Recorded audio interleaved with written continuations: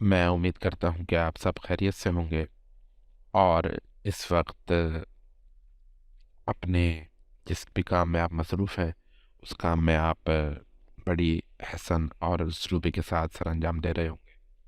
मेरा नाम है ज़ुहैब सलीम और मैं इस वक्त आपके सामने एक web and mobile app development का कोर्स लेके हाजिर हूँ। यकीनन वेबसाइट तो ख़ुद एक एप्लीकेशन होती है और मोबाइल की भी एक एप्लीकेशन होती है। तो आम तौर पे एक रुझान समझा जाता है कि जी सिर्फ मोबाइल की एप्लीकेशन होती है, वेब की तो वेबसाइट होती है।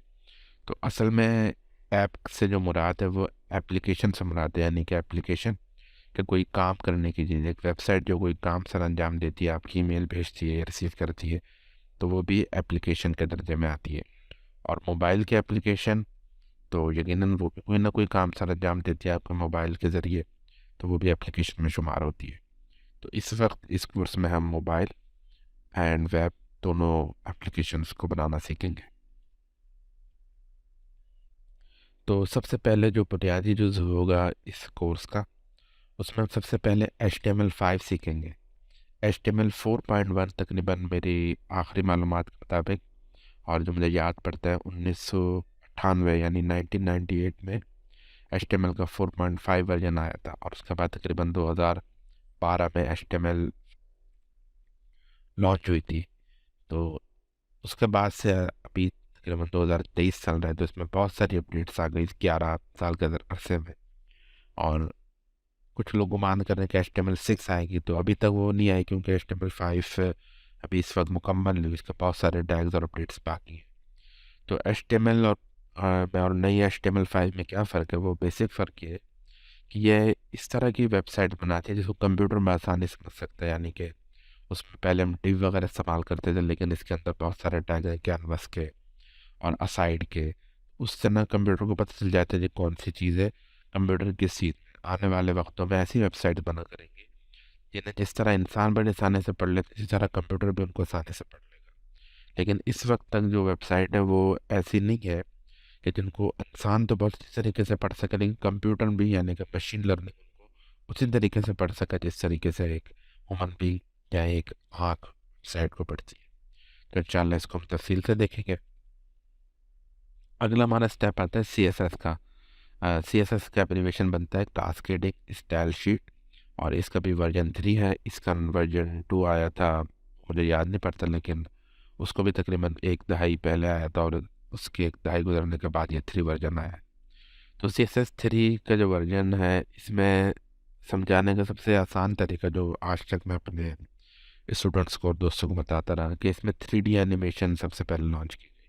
लेकिन 2D एनिमेशन भी इसी में लॉन्च की गई, लेकिन इसमें 3D एनिमेशंस भी आप बना सकते हैं। तो ये एक इसकी बहुत ही ज़बरदस्त बात है।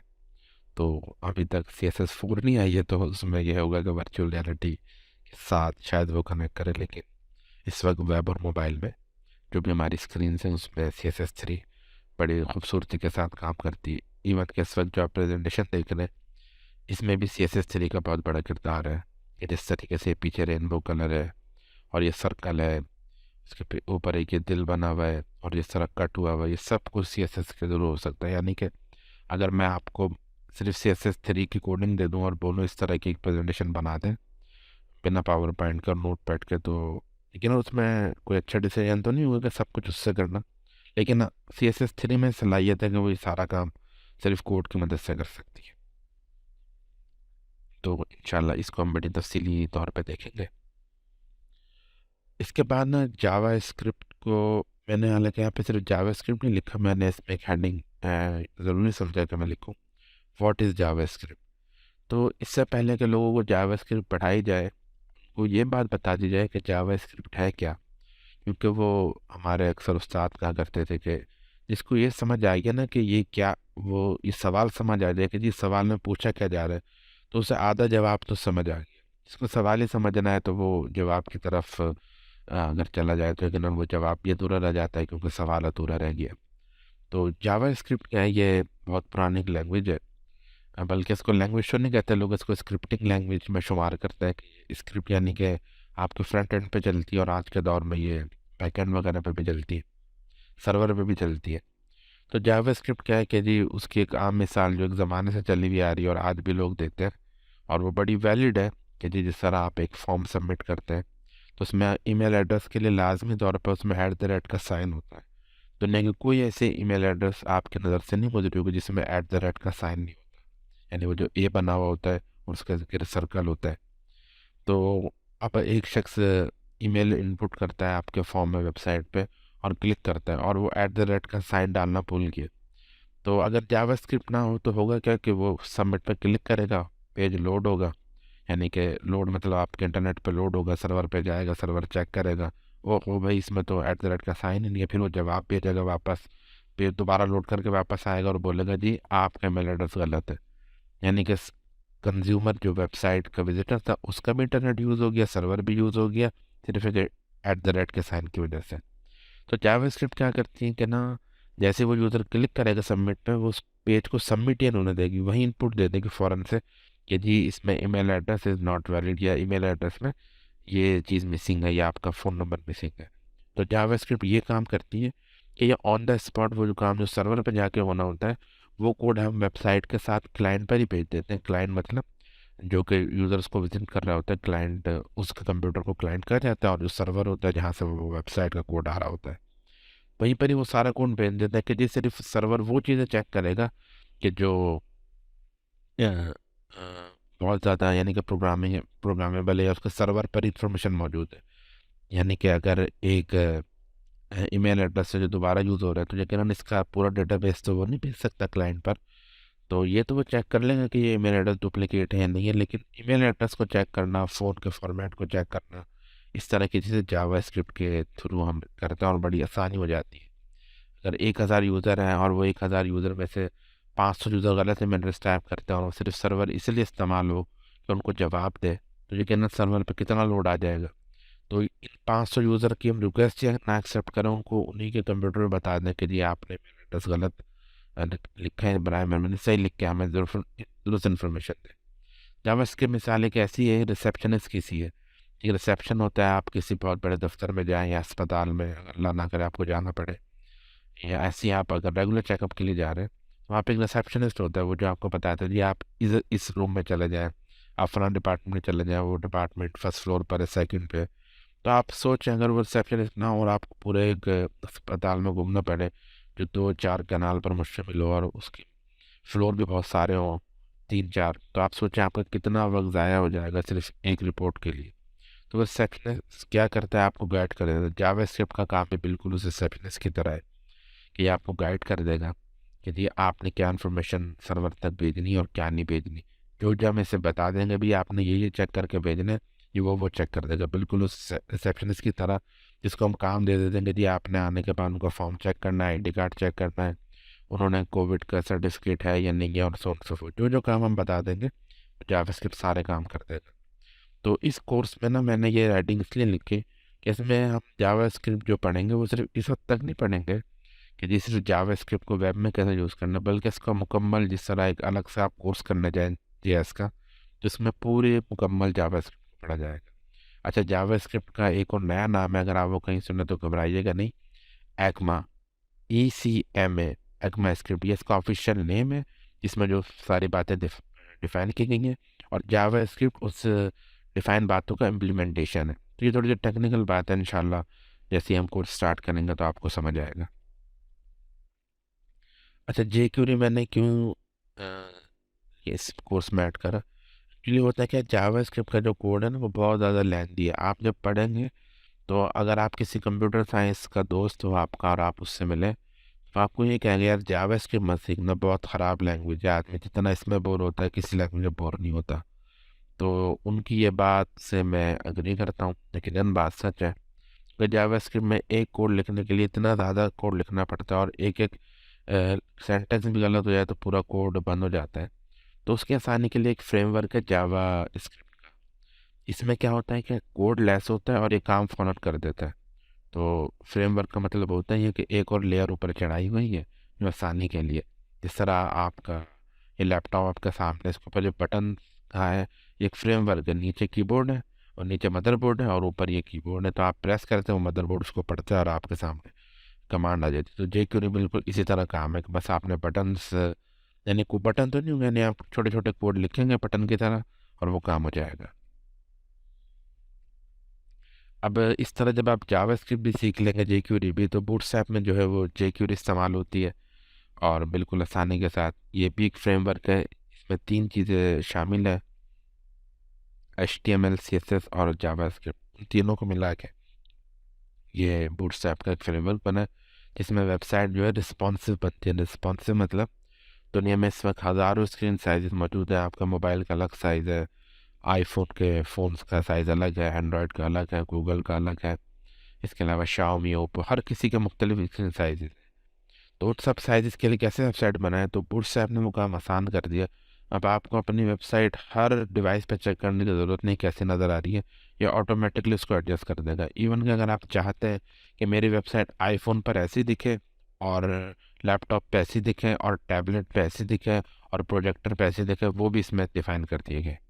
यहाँ तक कि आप चाहते हैं कि अगर कोई प्रोजेक्टर पे देख रहा है तो उसे बहुत बड़ी तस्वीर और हैवी लोड नज़र आए, और अगर वो मोबाइल पे देख रहा है तो यकीन मोबाइल के में डेटा कम होता है और मोबाइल में थोड़ी सी कंप्यूटर की निस्बत कैपेसिटी भी कम होती है, तो वहाँ पे एक लोअर इमेज लोड होनी चाहिए। वो काम भी बूटस्ट्रैप के थ्रू हो जाएगा। यानी कि बूटस्ट्रैप आपके लिए रिस्पॉन्सिव वेबसाइट बना देगा पलक झपकते ही।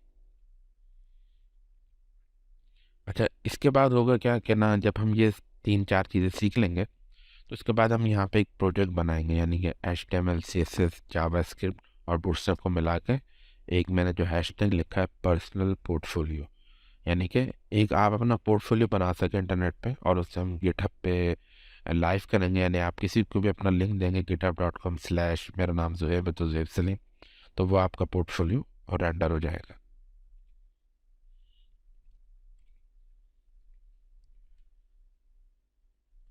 तो इसके बाद अब हम सर्वर साइट पे आएंगे और देखेंगे कि जैम्प क्या चीज़ है और किस तरह इसको इस्तेमाल करते हैं। थोड़ा सा इंट्रोडक्शन।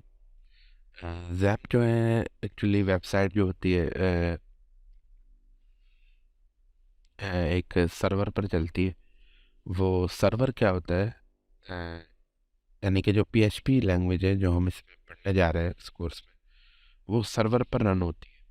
तो हमारे पास तो कोई सर्वर नहीं, और अगर हम सर्वर ख़रीदना चाहें तो वो इतना कॉस्टली होता है कि उसकी कीमत एक आम कंप्यूटर, यानी इस वक्त जो भी कंप्यूटर है इसके मुकाबले का अगर आप सर्वर लेंगे तो यकीन सर्वर तो रैम और प्रोसेसर ज़्यादा होता है, 3 गुना महंगा होगा। तो आप सिर्फ अगर हम टेस्टिंग पे करना चाह रहे हैं तो इससे ज़्यादा कॉस्ट।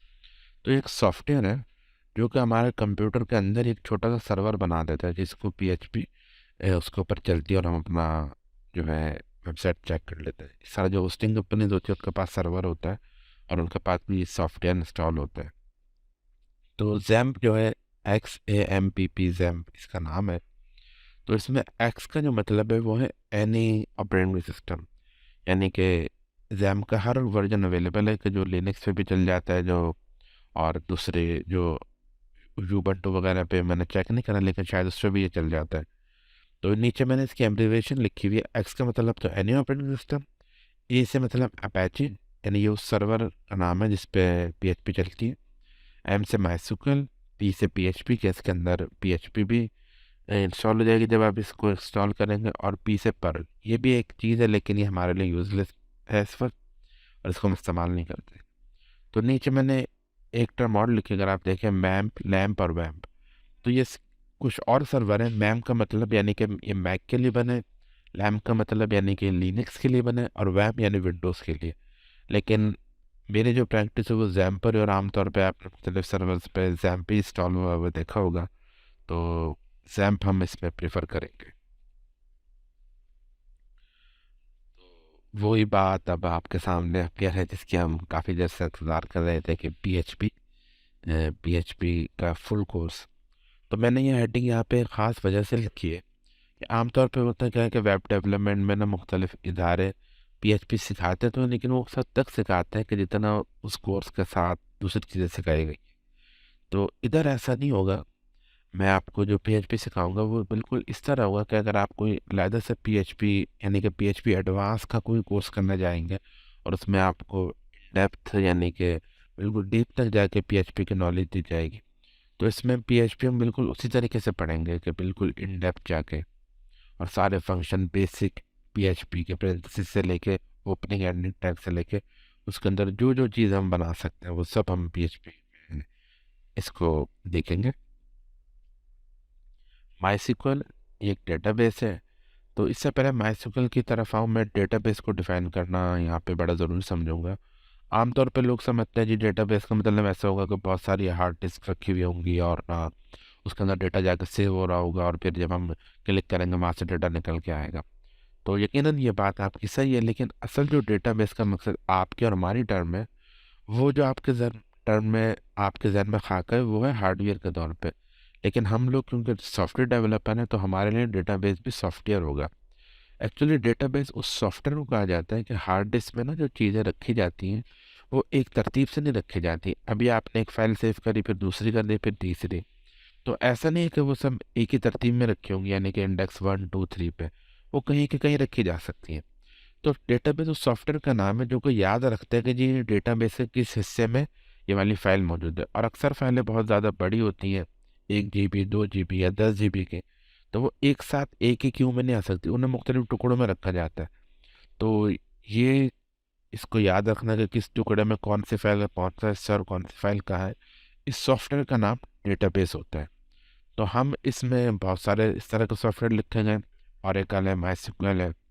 तो हम इसमें माईएसक्यूएल पढ़ें क्योंकि ये ऑब्वियसली जेम के साथ इंस्टॉल हो जाता है और बहुत आसान है और बेसिक लेवल पे लोग इसको कहते हैं, लेकिन ये आमतौर पर इस वक्त अच्छे मीडियम इंटरप्राइजेज में यूज़ होता है। ऑरेकल वगैरह जो होता है वो एक बहुत बड़े ऑर्गेनाइजेशन में यूज़ होता है जहाँ पे सारा काम ही डेटा का हो। लेकिन आमतौर पे जिन लोगों ने सिर्फ डेटा सेव करना है, यानी कि अगर आप और हमने यूज़र का डेटा सेव करना है, तो उसके लिए माईएसक्यूएल बहुत अच्छा है, बल्कि परफेक्ट है। तो इसमें जो हम डेटाबेस पढ़ेंगे वो माईएसक्यूएल। और इसमें ना सिर्फ हम माईएसक्यूएल को सीखेंगे बल्कि एसक्यूएल। एसक्यूएल क्या है? ये वो लैंग्वेज है जिसके ज़रिए से माईएसक्यूएल को हम कंट्रोल करेंगे। एसक्यूएल का मतलब है स्ट्रक्चर क्यूरी लैंग्वेज। ये एक लैंग्वेज है जो कि दुनिया की हर जो डेटाबेस है उसमें ये इस्तेमाल की जाती है। तो हम पहले ये पढ़ेंगे, फिर उसका साथ माईएसक्यूएल पढ़ेंगे। यानी कि ऐसा नहीं कि हम आपको, उसकी मिसाल ऐसे ही हो गई कि मैं आपको ना ऑटोमेटिक गाड़ी चलाना सिखा दूं, लेकिन कभी आप मैनुअल गाड़ी पे बैठे तो आप भूल जाए। तो आपको किसी कंपनी की गाड़ी चलाना नहीं सिखानी, आपको गाड़ी चलाना सिखानी है। उसके बाद जिस मर्जी कंपनी की चला लें। हम आपको एसक्यूएल सिखाएंगे, और ज़ाहिर बात है जब हम आपको गाड़ी चलाना सिखाएंगे तो कोई ना कोई ब्रांड की गाड़ी तो लेनी पड़ेगी। तो वो जो ब्रांड की गाड़ी लेंगे वो माईएसक्यूएल लेंगे। तो कल को इन फ्यूचर अगर आपके सामने ओरेकल आ गया या कोई और डेटाबेस आ गया, तो उसके अंदर लैंग्वेज यही होगी एसक्यूएल, और उसके ऊपर आप थोड़ा सा जो यूज़ का इंटरफेस चेंज होगा उसमें आप, लेकिन उसको आप यूज़ कर लेंगे। तो इसके बाद हम एक प्रोजेक्ट बनाएंगे इसमें, जो कि पीएचपी और माईएसक्यूएल को बना के CRUD, उस बेसिकली उस प्रोजेक्ट में हम CRUD यूज़ करेंगे। CRUD। अब ये CRUD क्या है? एक्चुअली ये एक एब्रीविएशन है। सी का मतलब क्रिएट, रीड, अपडेट, डिलीट। तो यानी कि हम ऐसे फंक्शन लिखेंगे जो माईएसक्यूएल में जाके एक हमारी एंट्री वेबसाइट यूज़र आएगा और ना रजिस्टर करेगा। सर आप देखें रजिस्टर का फॉर्म भी आ रहा है। तो जैसे वो रजिस्टर पे क्लिक करेगा उसका सारा नाम, मोबाइल और पासवर्ड जाके हमारे डेटाबेस में सेव हो जाएगा। ये हो गया क्रिएट, के हमने नई एंट्री करी। रीड, यानी कि जब हम लॉगिन करेंगे तो वो उसको रीड करेगा, वाकई ये मोबाइल नंबर और पासवर्ड मौजूद है, हाँ जी मौजूद है। फिर यू यानी कि अपडेट, वो चाहता है जी मेरा मोबाइल नंबर दूसरा हो जाए तो हम उसे अपडेट करेंगे। और डी यानी कि डिलीट, वो चाहते हैं मेरी एंट्री डिलीट हो जाए तो वहाँ माईएसक्यूएल से डेटाबेस में वो एंट्री डिलीट हो जाएगी। तो इस तरह का प्रोजेक्ट जो कि इन्हीं चार चीज़ों के गिर्द दुनिया का सारा सॉफ्टवेयर घूमता है। आप दुनिया का कोई भी सॉफ्टवेयर देख लें, फेसबुक देख लें, आप एंट्री करते हैं, फिर पोस्ट डालते हैं, वो पोस्ट जाती है, क्रिएट हो जाती है, उसे लोग रीड करते हैं, नहीं कि उससे दूसरे के वॉलों पे नज़र आती है। आप चाहें तो अपडेट कर सकते हो, आप चाहें तो डिलीट कर सकते हैं। लेकिन इसके बाद जो मैंने शुरू में इसका नाम रखा था कि जी वेब एंड मोबाइल, इसमें मैं आपको एक बोनस जो देने जा रहा हूँ कि इसके साथ मैं आपको फ्लटर, यानी कि फ्लटर वो फ्रेमवर्क है जो इस वक्त गूगल ने लॉन्च करा है। और फ्लटर की जो सबसे अच्छी बात है वो ये कि आप इसे एक दफ़ा सीखकर आप एंड्रॉयड और आईफोन दोनों के डेवलपर बन जाएंगे, आईओएस के। इसमें एक ही कोड से बस क्लिक करना होता है, एक कमांड चलानी होती है जिससे एंड्रॉयड की ऐप बन जाती है, और एक कमांड चलानी होती है वही ऐप आईफोन या आईओएस ऑपरेटिंग सिस्टम के लिए बन जाती है। तो इस वक्त फ्लटर पे गूगल का हाथ है। तो इससे बड़ी कोई बात नहीं हो सकती कि जिस फ्रेमवर्क पे गूगल ने बनाया और उसका उस पर हाथ हो, तो उसकी क्या स्कोप होगा और किस तरीके से वो काम करता होगा। तो इस कोर्स में मैं आपको फ्लटर भी सिखाऊंगा। और तो इंशाल्लाह उम्मीद है कि इसके बाद आप इस काबिल ज़रूर हो जाएंगे।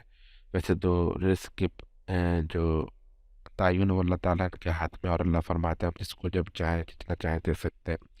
और इंसान को उस वक्त तक मौत नहीं आ सकती जब तक कि उसके हिस्से का रिस्क को ना जाए। तो लेकिन हमारी जो कोशिश होगी, जाहिर बात है दुनिया असबाब पे चलती है और इंसान उम्मीद और असबाब के सहारे ही दुनिया में ज़िंदगी बसर करता है। तो हमारे इंशाल्लाह कोशिश होगी कि हम अपने लिए इतने इस कोर्स को पढ़ने के बाद इतने असबाब आपके अंदर पैदा हो जाएंगे कि आप अपना ज़रिया माश यानी कि कुछ ना कुछ अर्न कर सकें। वर्निंग के जो दो मेन मॉडल हैं, सबसे पहला कि आप किसी सॉफ्टवेयर में जाकर काम कर सकेंगे, और मेन कि आप फाइवर या अपवर पे गिग्स बना के अपना पोर्टफोलियो बना के वहाँ से कुछ प्रोडक्ट ले सकें, यानी कि जो आप यहाँ पे इन्वेस्ट करें अपना टाइम, दूसरी चीज़ें, वो आपको उसका रिटर्न मिल सके। तो इसके बाद मैं थोड़ा सा अपने बारे में बताना चाहूँगा कि मैं कौन हूँ। मेरा नाम है ज़ुएब सलीम। मुझे तकरीबन एक दहाई यानी कि 10 साल का अर्सा हो गया कि मैं कंप्यूटर साइंस फील्ड के साथ वाबस्ता हूँ। और मैंने मास्टर्स करा हुआ है कंप्यूटर साइंस में।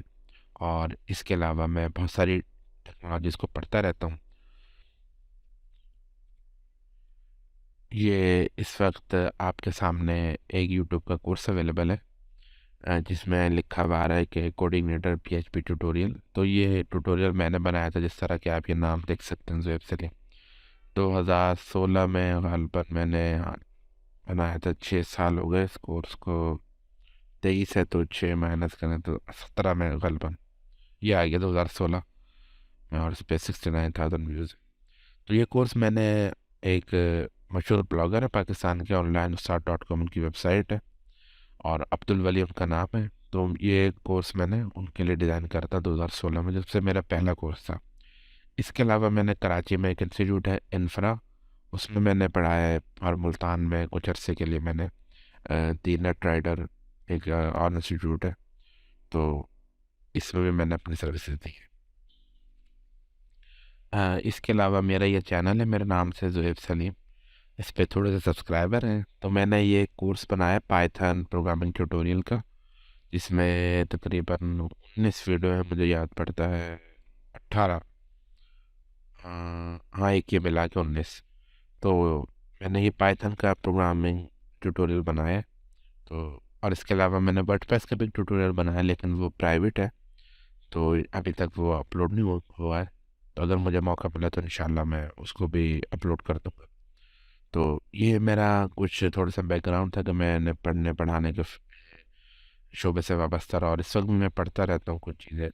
तो इस वक्त वो बताना इसलिए मुनासिब नहीं, क्योंकि उसमें मैं खुद कमांड अभी ले रहा हूँ। तो जब मैं इंशाल्लाह उस पर कमांड ले लूँगा, मैं इंशाल्लाह उस हवाले से भी आपको बताऊँगा कि मैं क्या चीज़ें पढ़ रहा हूँ। और इंशाल्लाह अल्लाह ताला ने अगर मेरे साथ आफियत वाला अमल करा और ज़्यादा, और अभी भी माशाल्लाह अल्लाह ताला का बड़ा फजल है, तो इस अल्लाह ताला के रहमत और उम्मीद के साथ मैं नए कोर्सेज भी आपके लिए लेकर आता रहूँगा।